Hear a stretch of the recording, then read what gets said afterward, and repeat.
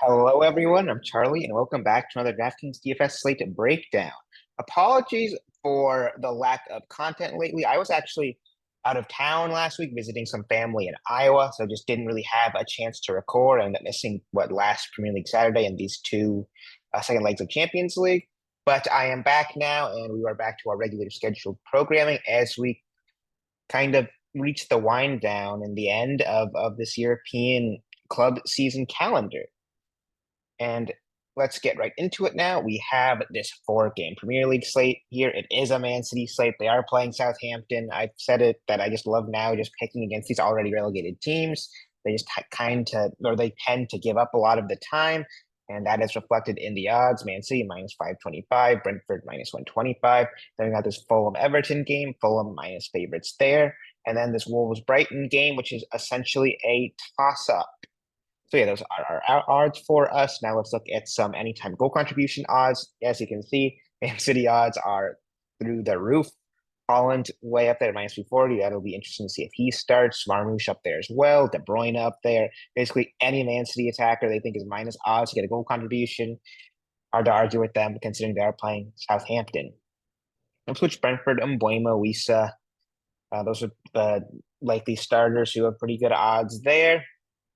And then this Fulham Everton game, as you can see, odds are definitely a lot higher for these teams just because the goal contribution or the goal total will be a lot lower in this game and not as one-sided. So that makes a lot of sense there. And then Wolves Brighton, Cunha, the clear bright spot in this Wolves Brighton game, and then everyone else plus odds. Projected lineups now we will get into for Fulham, for sets. It should be mostly Willian in this team. Maybe Lukic takes something. Maybe Sessegnon takes something. No Pereira, interestingly enough. I think he got yanked at halftime last game. So I feel like he's just on his way out of the club. He seems semi out of favor. We'll have to see with that. There's rumors of Marco Silva leaving to go to Saudi Arabia too, and that could affect whether Pereira stays. But yeah, like I said, I don't really think he's kind of super pivotal to Silva's plans. For Everton, it should be McNeil and Garner.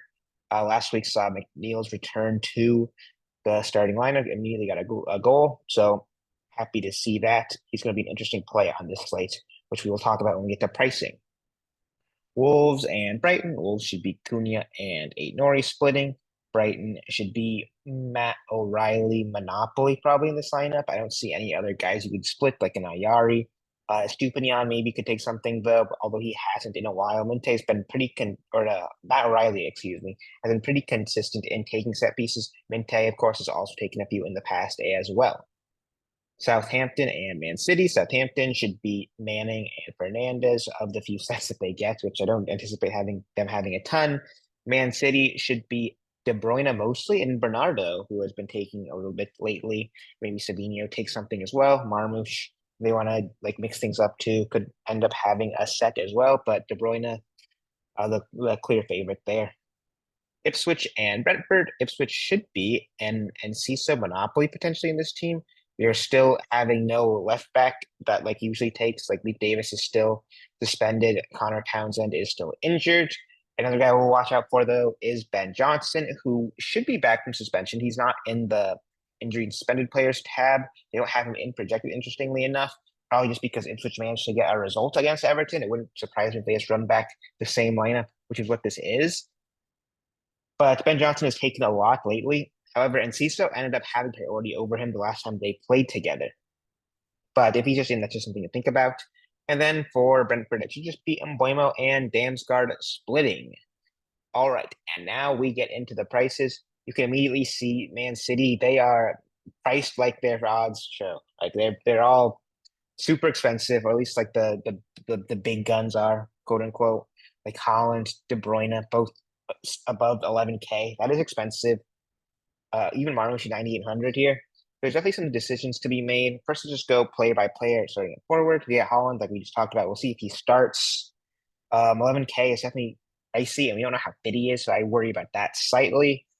I think it's hard. I don't know. It's hard for me to campaign to fade Holland just because we know how good he is. So just look at his raw, just goal scoring odds. Like they're going to be crazy high at minus 215. Marmoush himself at minus 180. Just crazy, crazy odds. It's a scary fade, but 11K is just a lot. That's just a decision that you have to make yourself. Clooney at 10,800. He's scary to prioritize over those Man City pieces. Was not good against Man City, but he's been solid every other game. Like him or City guy, I think is just another debate here. That's a tough decision. It will be overpriced. I feel like I'm not really looking at that for cash builds at least. Marmoush at 9,800. I'd like that a little bit more than Holland. I know he's been out of form, but this is the bounce back matchup of all bounce back matchups against Southampton. Has three pretty poor games just on the trot in a row, but like they're playing Southampton. 9,800. He's cheaper than most of your other City guys that are like have really favorable odds, like your Hollands, like your De Bruyne. So like that's a tempting play for me in Marmoush. He's also been pretty safe for minutes typically. When they sub on Holland like they have been, they've been playing them together rather than one or the other. So like I don't think he's that huge a minutes concern. And then Savinho here we have next. That's a little bit pricey for me. He's a little bit more solid in terms of floor, but his minutes are a lot more iffy across the board typically. Has that run over like 90 a ton, but since then gets subbed early more often than not when he starts, which is not that often either. So yeah, that just seems a little bit pricey to me. I'd rather go up to a Marmoush over a Savinho if you're in that range. Harrison's too pricey for me, especially with McNeil back. Most of these guys are like this mid-range and forward here. I don't think there's a ton in this spot, like this 7 to 8K range. Kind of a bit of a dead zone. Then we got Dwight McNeil at 6,500. I think this is probably your first forward in, just because he's so underpriced. He's coming back from injury. Like they're pricing him up every time he comes out here, but he's still not to what he should be. Like he's an 8, 9K attacker, like almost every game before that injury. Now he's still like way under that at 6,500 against not an awful matchup against Fulham. So yeah, like Dwight McNeil, I think this is who you start with in forward, and then you kind of debate whether you go up for another payout, maybe you punt and try to put it as a midfielder. But Dwight McNeil, I think, is the linchpin of your cash build in this forward slot. Willian, I think, could be kind of tempting if we saw that projected lineup out here. Should probably have sets. We'll see if Lukic gets frisky or if Pereira plays. I think Willian's most likely set taker. You worry about him for minutes is the only thing, but he's been solid even in that limited time. Like he's good to 7 to 10, and for 5,500, like that's not a bad return whatsoever. Get a goal contribution, suddenly you're chilling. So yeah, 5,500 Willian, I don't mind that as a cheaper forward option. Then I think you're down to like forward punts, like Calvert-Lewin if he starts, Liam Delap. If you're just kind of hoping for a goal contribution to pay off this 4K price range, which is unlikely considering the caliber of player here. But like I think they're pretty solid GPP plays at this spot, just because they're just insta value. If they get a goal contribution here, they're paying off their price range for sure, and they're goal dependent, so they may not get the ton of floor. But that's why you play them in GPP for the high upside. And even if they're potentially going to drop like a 2 pointer, not even maybe even negative for some of these guys. Midfielders, De Bruyne at 11,600. This is pricey, most expensive guy on the slate. However, this is the matchup. Like he's been super solid since he basically said he's going to leave the club. Just really good score after really good score. I think it's hard to avoid that in cash. If you were to maybe get a little bit cheeky and try to get off of him, it would be an Embuemo play. He's been solid. He's probably got a little bit less of a floor, makes up for it though in upside. So yeah, that's the decision there is De Bruyne or Embuemo, maybe even cramming both. You maybe want to like double punt forward or something. I don't think that's a crazy idea either. But yeah, Embuemo, De Bruyne, both really good plays. I just personally like De Bruyne a little bit more, but I will still have builds where I have Embuemo over De Bruyne straight up, especially for that 1K price difference. However, those two I just love. After that, like I think it's hard to get to these mid-range mids just because of your studs up here. I'm not gonna have a ton of builds that get to these like mid range guys. Like Fernandez is way too expensive. Damsgaard's not bad at 6,900, but he's been a little out of form. I say a little. He was solid last game against Man United, but he had a bunch of 6s and 4s. Not had a goal contribution since Leicester, and that was like 3 months ago. Which is not really what you're looking for. But this is a great matchup. 6,900. This is like if you're going to go a mid-range mid, this is the best option for me. They miss Pereira. Where's the other Pereira? Oh yeah, 7,800. He's questionable actually. You've seen training on the pitch. We'll see if he starts. I don't think he will be, even if he's fit. But 7,800, that gets a little bit pricey as well, considering he has been just so unsafe for minutes. Other guys, Kovacic, Gundogan feel kind of pricey. And CISO, this is a cheaper alternative that I don't mind. Especially we see no Ben Johnson playing. Should have set pieces for sure. Sure. He was awesome against Everton. Scored that really good goal. Like it was like a long shot from super far out. He's just a solid player. And CISO. Like he doesn't cross a ton, but you don't really play him for that. You play him for the upside. He'll take his couple of corners. That's kind of all of his crosses basically. And it's not that scary of a matchup against Brentford just because Brentford are not going to dominate the game. Like all their goals typically come from them playing on the break. They kind of want their opponents to come onto them, which is what Ipswich like to do. They're a possession team. They like to attack, which means Brentford probably win by 2 or 3 goals, but Ipswich probably get the better flow throughout and have the better floors. But yeah, and CISO, I like that as a play, 5,700. I think that's a really good option. And O'Reilly 5,100. I played him this last weekend. He was awful. Just didn't get there. Not a good flow for them because Brighton scored early. He wasn't involved in that goal contribution. The Newcastle kind of dominated. It was a tough scene to see, but he's not a bad play here at 5,100. I don't like him as much as your Damsgaards and your Encisos, mostly because he's usually a minutes concern. But I also have shares of him in GPP. Probably not getting there in cash though. And then I think the best like true punt midfielder is Bernardo Silva. Like I said, he's been taking a decent amount of corners. He was solid. Like you never see a 12, 11 and a half floor Bernardo, especially for Man City. But he took 2 corners. Like when he gets corner kicks, he gets a couple of crosses, and he had 2 extra open play ones too, which is super rare from him too. Like he suddenly becomes like a super appealing option. I used to like hate Bernardo Silva, but now he's cheap as he's ever been. Throw in some sets there with a really awesome matchup. Like 3,800 Bernardo Silva. I see if you're punting a mid, like he's just your kind of poster child of nice, decent punt options. Favorable matchup, potential set piece taker. Like those are just perfect though in both those scenarios. And he's just dirt cheap. So yeah, I like 3,800 Bernardo Silva here. The only reason I think you might not want to get into him is just because of the mid opportunity cost. We've seen some really elite midfielders here. If you're going to Bruyne and Bueno in the same build, say, you only got one more mid option left. Maybe you go Bernardo, maybe you go Damsgaard or Enciso. There's only so many spots left, but that maybe gives you a case to get off of one of De Bruyne or Bueno on the other hand. So yeah, I love Bernardo here, 3,800. After this, I'm not terribly interested in a lot of these other guys in mids. Like I said, there's like 2 or 3 guys in every kind of range of midfielder that I'm pretty tempted by. That'll make up a lot of my exposure in GPP. I'm not even have more than 4 or 5 mids in my whole player pool of GPP just because of how much I like some of these guys in these different ranges.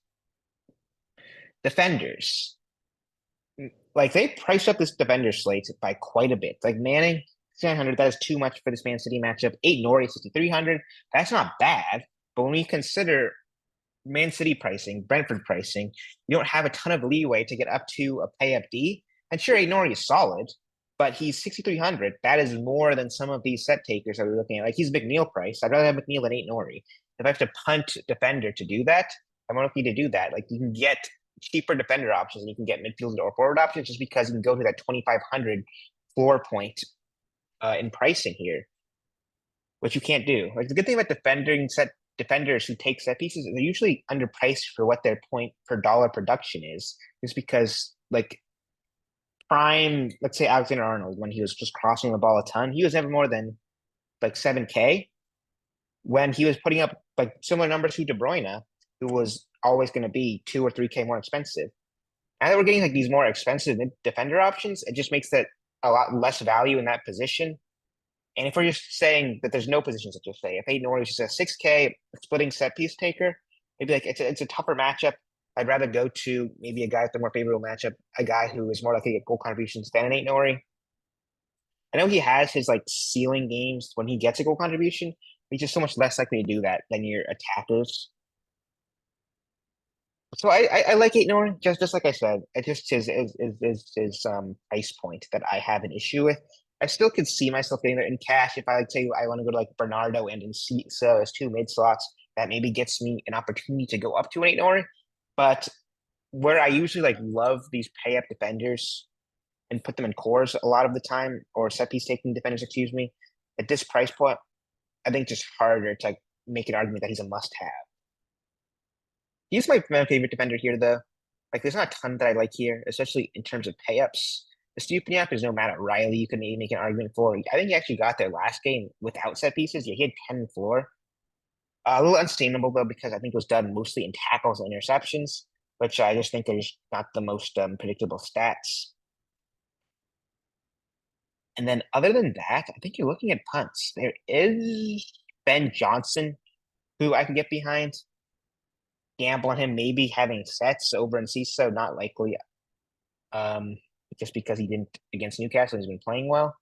But even if he's just like a cheap right back, you just play him. You like maybe he takes a strong out or very, very low outside chance.